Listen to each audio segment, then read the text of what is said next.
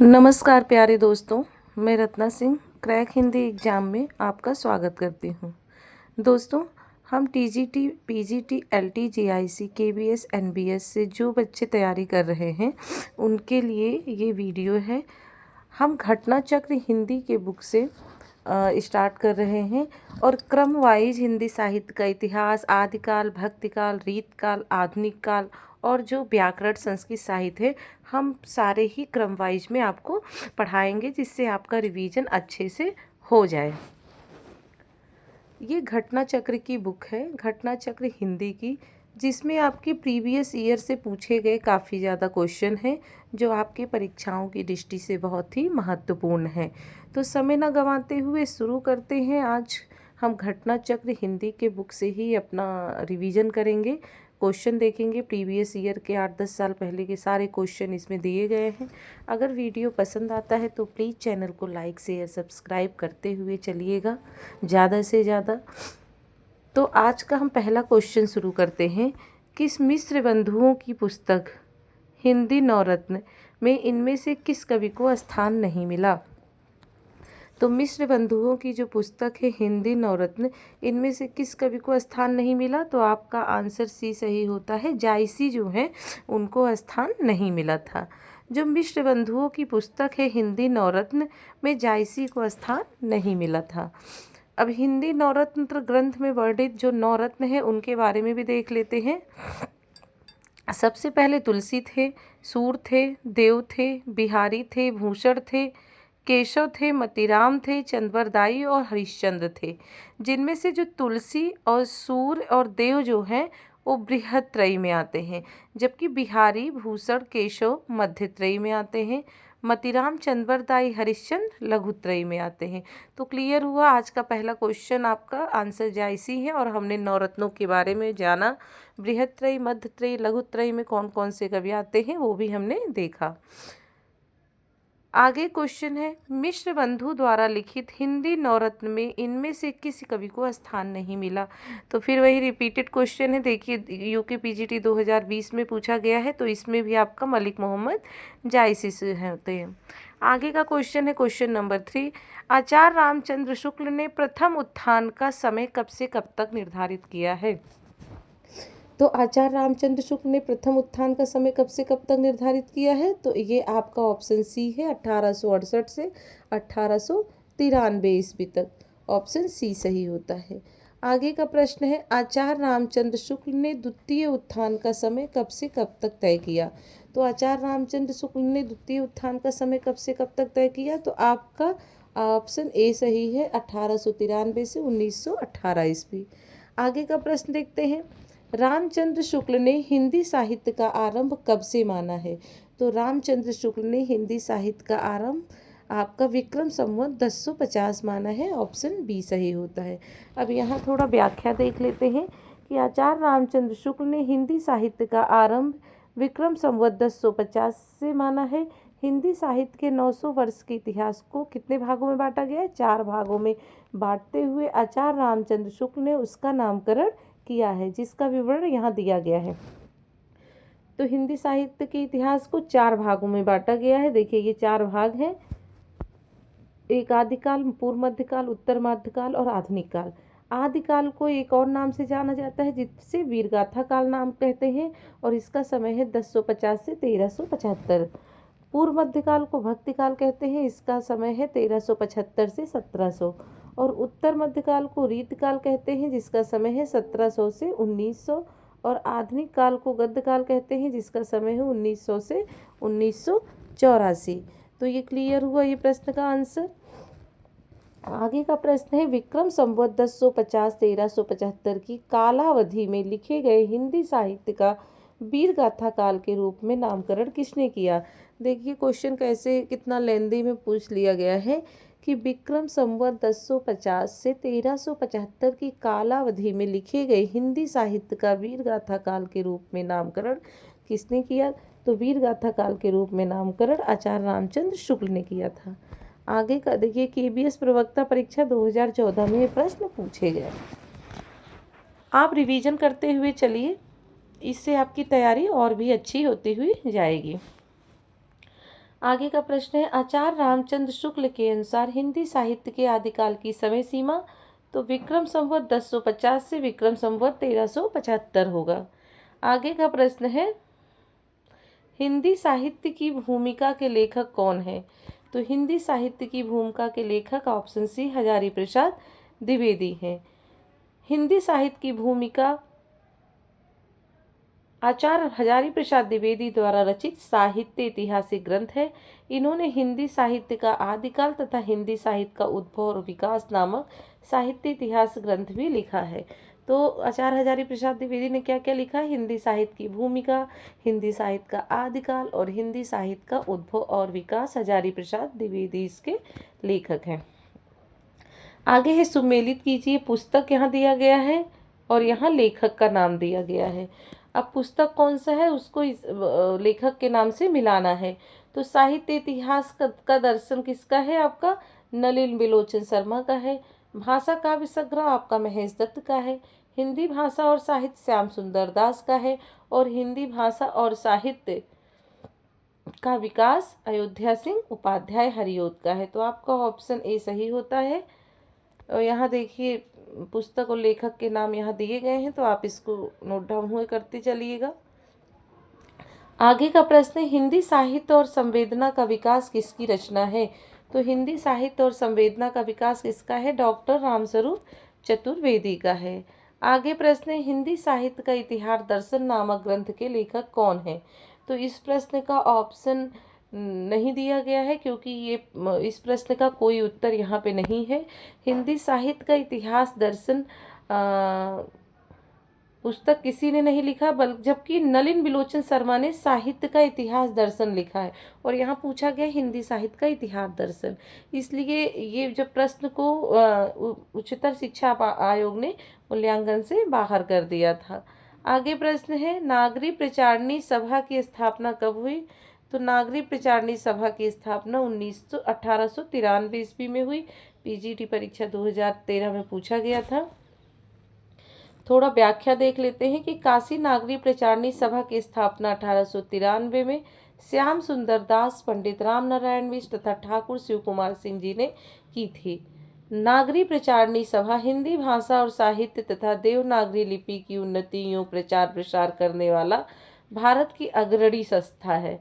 हिंदी साहित्य के नियमन, नियंत्रण और संचालन में इस सभा का महत्वपूर्ण स्थान है। यहाँ से हिंदी शब्द सागर का प्रकाशन किया गया। इस शब्दकोश के संपादक डॉक्टर श्याम सुंदर दास थे। आगे प्रश्न देखते हैं, नागरी प्रचारणी सभा के संस्थापक कौन थे? तो अभी कौन नहीं थे, हाँ और नहीं में जरूर फर्क देखिएगा, क्योंकि ऐसे ही क्वेश्चन गलत हो जाते हैं।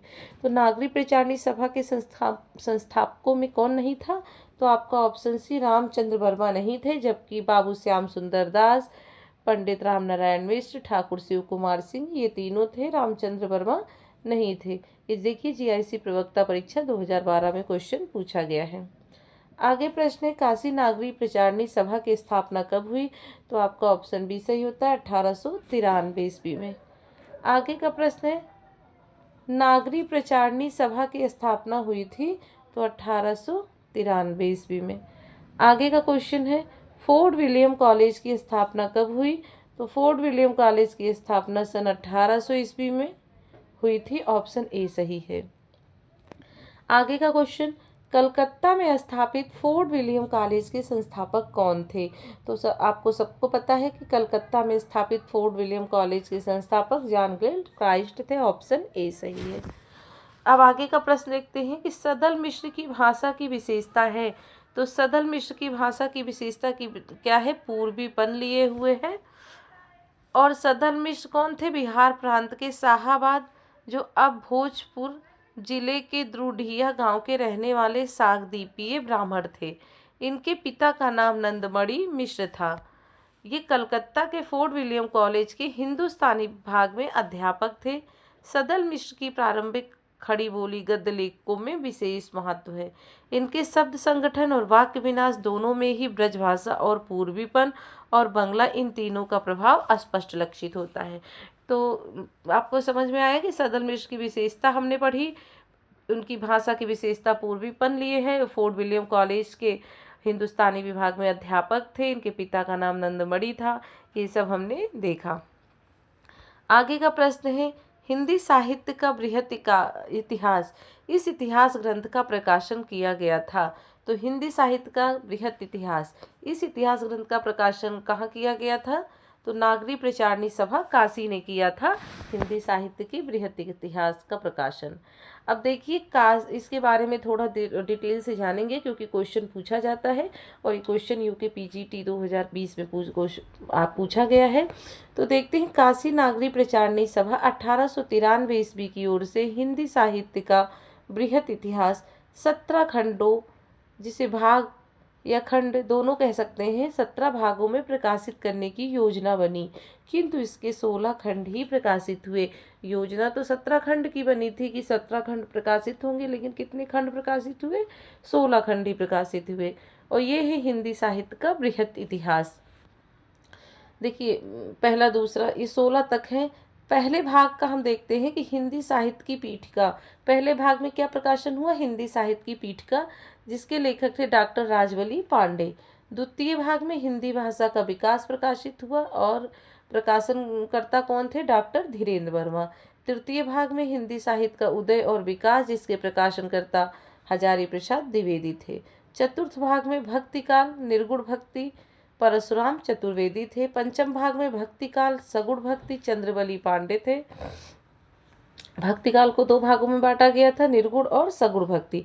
तो निर्गुण के परशुराम चतुर्वेदी चतुर्थ भाग के प्रकाशन करता थे, और पंचम भाग जो भक्ति काल सगुण भक्ति है वो चंद्रवली पांडे थे। षष्ठम भाग श्रृंगार काल, और श्रृंगार काल में रीतिबद्ध, उसके प्रकाशन डॉक्टर नगेन थे। सप्तम भाग में श्रृंगार काल रीतमुक्त विश्वनाथ मिश्र थे। अष्टम भाग हिंदी साहित्य का अभ्युत्थान भारतेंदु काल, डॉक्टर विनय मोहन शर्मा थे। नवम भाग हिंदी साहित्य का परिष्कार द्विवेदी काल, जिसको कहा गया है, और इसके प्रकाशनकर्ता डॉक्टर राम कुमार वर्मा थे। दसम भाग हिंदी साहित्य का उत्कर्ष काल काव्य, जिसके प्रकाशनकर्ता नंद दुलारे वाजपेयी थे। एकादश भाग यानी 11वां भाग में हिंदी साहित्य का उत्कर्ष काल नाटक जगदीश चंद्र माथुर का था। और द्वादश 12वें भाग में हिंदी साहित्य का उत्कर्ष काल उपन्यास, जिसमें उपन्यास, कथा तथा आख्यायिका का प्रकाशन हुआ डॉक्टर कृष्णलाल द्वारा। त्रयोदश 13वें भाग में हिंदी साहित्य का उत्कर्ष काल, जिसमें समालोचना तथा निबंध का प्रकाशन हुआ, और इसके प्रकाशनकर्ता डॉक्टर लक्ष्मी नारायण सुधांशु हैं। चतुर्दश यानी 14वें भाग में हिंदी साहित्य का अद्यतन काल, जिसके प्रकाशनकर्ता राम अवध द्विवेदी हैं। और पंचादश भाग यानी 15वें भाग में हिंदी शास्त्र तथा विज्ञान, जिसके प्रकाशनकर्ता कौन है? डॉक्टर विश्वनाथ प्रसाद हैं। जबकि 16वें भाग में हिंदी का लोक साहित्य, जिसके प्रकाशनकर्ता राहुल सांकृत्यायन है। तो ये आपका हिंदी साहित्य का बृहत इतिहास और काशी नागरी प्रचारणी सभा द्वारा हुआ था, और इसको 17 खंडों में विभाजित किया, और ये पूरे हमने 16 खंडों में प्रकाशित हुआ। और उसके भाग देखे हमने, क्या क्या प्रकाशन हुआ, किसने किया, ये सब हमने विस्तार से देखा। आगे का प्रश्न है, रानी केतकी की कहानी के रचनाकार कौन है? तो ईशा अल्लाह खां रानी केतकी की कहानी के रचनाकार हैं। Option C. ये जीआईसी प्रवक्ता परीक्षा 2012, आश्रम पद्धति प्रवक्ता परीक्षा 2009 में क्वेश्चन पूछा गया है। आगे का प्रश्न है, निम्नलिखित में से कौन फोर्ट विलियम कॉलेज कलकत्ता में हिंदी के अध्यापक थे? तो जो सदल मिश्र थे वो फोर्ट विलियम कॉलेज कलकत्ता में हिंदी के अध्यापक थे। आगे का प्रश्न है, इनमें से कौन कलकत्ता के फोर्ट विलियम कॉलेज से संबंध है? तो चारों में से आपके जो लल्लू लाल हैं ऑप्शन ए, वही फोर्ट विलियम कॉलेज से संबंध थे, बाकी ये तीनों नहीं थे। आगे देखते हैं प्रश्न, नासिकेतोपाख्यान के लेखक कौन है? तो आपका ऑप्शन है सदल मिश्र है। यहाँ भी वही क्वेश्चन रिपीट हुआ है, नासिकेतोपाख्यान के लेखक तो सदल मिश्र ही हैं। आगे का प्रश्न है, ईशा अल्लाह खां द्वारा रचित रानी केतकी की कहानी का दूसरा नाम क्या है? तो उदय भान चरित, ऑप्शन बी सही है। आगे का प्रश्न, उदय भान चरित के लेखक कौन है? तो ईशा अल्लाह खां है। आगे का प्रश्न, सुख सागर की रचना किसने की? तो सदा सुखलाल ने सुख सागर की रचना की। आगे है, सुख सागर का विषय है, तो विष्णु पुराण के उपदेशात्मक प्रसंग जो है वो सुख सागर का विषय है। क्लियर हुआ? आगे का प्रश्न देखते हैं, उर्दू को यामनी भाषा कहने का श्रेय किसको है? तो उर्दू को यामनी भाषा कहने का श्रेय ऑप्शन बी लल्लू लाल को है। इनकी प्रमुख रचना प्रेम सागर है, जिसमें प्रारंभिक खड़ी बोली के नमूने मिलते हैं। लल्लू लाल कलकत्ता में स्थापित फोर्ट विलियम कॉलेज में भाषा मुंशी के पद पर भी रहे हैं। तो क्लियर हुआ। आगे प्रश्न देखते हैं, भाषा योग वशिष्ठ के लेखक? तो राम प्रसाद निरंजनी ऑप्शन सी भाषा योग वशिष्ठ के लेखक हैं। और यह ग्रंथ विक्रम संवत 1798, जिसको सन 1741 में लिखा गया। इसे रामचंद्र, अगर संवत पूछे तो 1798 और सन पूछे तो 1741 में भाषा योग वशिष्ठ लिखा गया। इससे रामचंद्र शुक्ल ने खड़ी बोली में लिखा गया साफ सुथरा ग्रंथ बताया।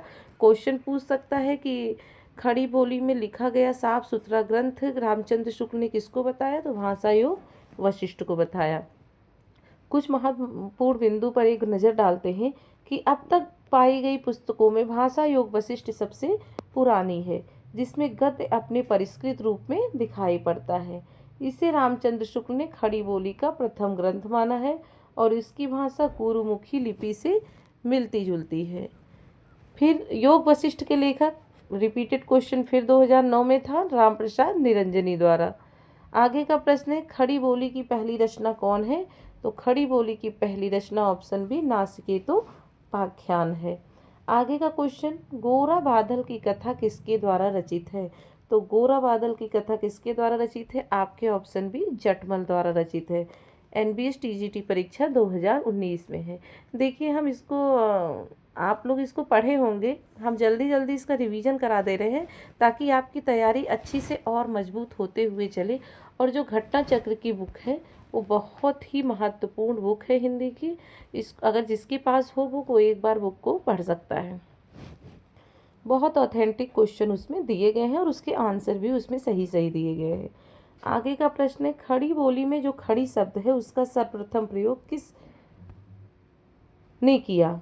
तो ऑप्शन ए सदल मिश्र ने खड़ी बोली में जो खड़ी शब्द है उसका प्रयोग सदल मिश्र ने किया था।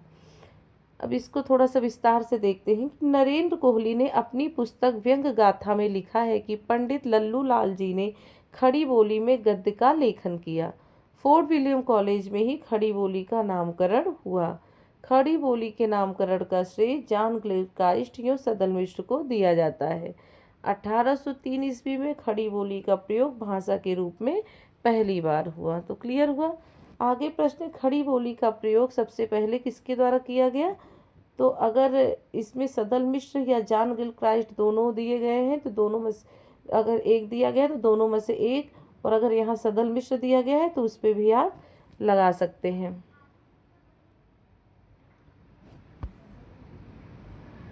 अब क्वेश्चन यहाँ था खड़ी बोली में खड़ी शब्द का प्रयोग, तो लल्लू लाल सदल मिश्र ने किया था सबसे पहले। और खड़ी बोली का प्रयोग किसके द्वारा रचित है? तो यहाँ देखिए सदल मिश्र ना देखिए जॉन ग्लिकाइस्ट है, तो जॉन ग्लिकाइस्ट पे आप निशान लगा दीजिएगा। आगे का क्वेश्चन है, ढोला मारूरा दोहा में ढोला के पिता का क्या नाम था?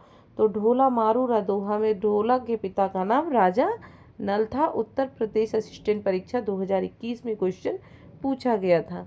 देखिए ढोला मारूरा दोहा, थोड़ा सा इसको विस्तार से देखते हैं। ढोला मारूरा दोहा में ढोला नामक राजकुमार तथा माखड़ी नामक राजकुमारी की प्रेम कथा का काव्य है, जिसमें ढोला के पिता का नाम राजा नल है। इस काव्य के मूल कवि कल्लोल है तथा कालांतर में कुशल राय ने इसमें कुछ विस्तार किया है। क्लियर हुआ। आगे का क्वेश्चन है, रत्नाकर जोपम कथा पुस्तक का संबंध किससे है? तो रत्नाकर जोपम कथा पुस्तक का संबंध व्रज यानी सिद्ध से है और ये पीजीटी परीक्षा 2021 में क्वेश्चन पूछा गया था। रत्नाकर जोपम कथा पुस्तक का संबंध आदकालीन ब्रज यानी सिद्ध से है। आचार्य रामचंद्र शुक्ल अपने हिंदी साहित्य ऐतिहासिक ग्रंथ हिंदी साहित्य का इतिहास में लिखते हैं कि गोरखनाथ के समय का ठीक पता नहीं है। राहुल संकृत्यायन जी ने वर्षयानी सिद्धों की परंपरा के बीच उनका जो स्थान रखा है उसके अनुसार उनका समय विक्रम की 10वीं शताब्दी आता है। उनका आधार क्या है? ब्रजयानी सिद्धों की एक पुस्तक रत्नाकर जोपम कथा है, जिसके अनुसार मीननाथ के पुत्र मत्स्येंद्रनाथ कामरूप के मछुआरे थे और चरपट टीपा के शिष्य होकर सिद्ध हुए। अब पूछ लिया जाए कि मत्स्यनाथ के पिता का क्या नाम था, तो मीननाथ था। और वो कौन थे, कामरूप के मछुआरे थे और चरपट टीपा के शिष्य होकर सिद्ध हुए। तो ये रहे आज के बहुत ही इम्पॉर्टेंट क्वेश्चन, जो परीक्षाओं की दृष्टि से काफ़ी महत्वपूर्ण है और प्रीवियस ईयर में पूछे गए प्रश्न व्याख्याओं के साथ आधारित है। अगर वीडियो पसंद आए तो प्लीज़ चैनल को लाइक शेयर सब्सक्राइब जरूर कर दीजिएगा। ऐसे ही हम आगे की क्लास अपनी क्रम वाइज शुरू करेंगे और रोज़ डेली आपकी क्लास होगी। और रोज़ डेली हम घटना चक्र की बुक हिंदी से ही आपके क्रम वाइज सीरियल वाइज जितने भी टॉपिक है वो कराते हुए जाएंगे। अगर वीडियो पसंद आए तो चैनल को लाइक शेयर सब्सक्राइब करते हुए चलिएगा। तब तक के लिए नमस्कार।